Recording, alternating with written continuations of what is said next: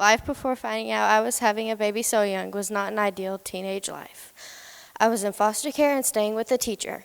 The reason I was staying with the teacher is because there was a school competition and we had qualified at state to go to nationals.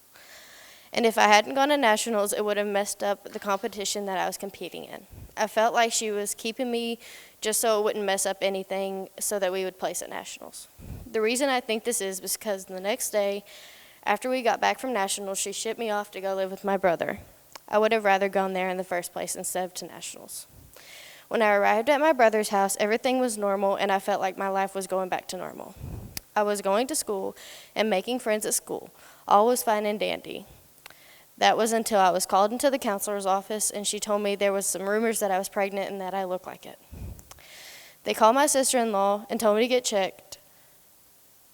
At this moment, the things that were running through my mind were, oh, I'm not really making friends, and oh, great, they're just calling me fat. At this time, I did not know that I was pregnant. So once they told my sister-in-law about the issue, which is what they called it, she set an appointment for the next day. I swear, I was a ball of anxiety. I was 13 years old in an OBGYN office with pregnant adults. Finally, I got called back and they told me to take the test. Once I got done taking the test, we were taken to a room and then there was a lot of waiting and even more waiting. Then finally, the doctor came in and broke the news to me. I was pregnant.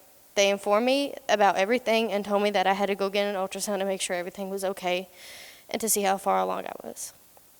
So we left this doctor's office to go to another one. Once we got to the doctor's office, they called us back almost immediately because they wanted to make sure everything was okay. Everything was not okay. I found out on the same day that I was 5 months pregnant, having a little boy, and that he had a cleft lip and palate. I was so surprised and overwhelmed by finding all of this out in such little time that I passed out.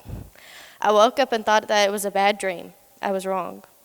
After all that was said and done, I tried to go back to normal, going back to school and all that. I could tell people were staring and judging, and my doctor told me I was high risk since I was so young. So that resorted to me going homeschooled for the rest of the semester of 8th grade. I did well during that time, and my brother and sister-in-law were so supportive and helped me. Then the time came for me to have my son. They told me to come in and get induced because I was high risk, and he was big. I was in labor with him for 2 days. On the second day, at around 2 in the morning, they told me that I would have to have a C-section, and at 2:06 in the morning, he was born. I was so happy to finally have him here, but I was also scared because I was a mom at such a young age and I had no clue what I was doing.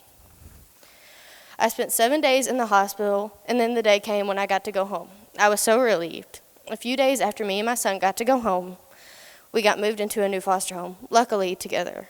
I was so terrified. I had a newborn and was ripped out of my home and moved at Christmas time. I had to go because I had no choice. Let's just say it felt like the longest car ride of my life.